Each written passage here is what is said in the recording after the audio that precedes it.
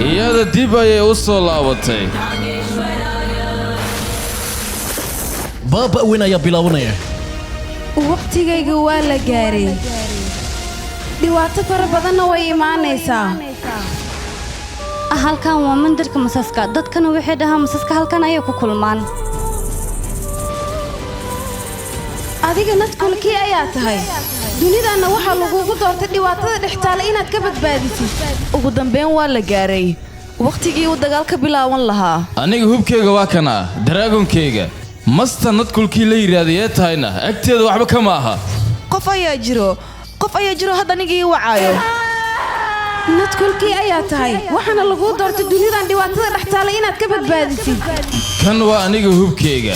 haddii uu maska dhiiggiisa meel dheer ka carfiyo gebi ahaan buu u baabi'inayaa. kow ayuu ka siinayaa.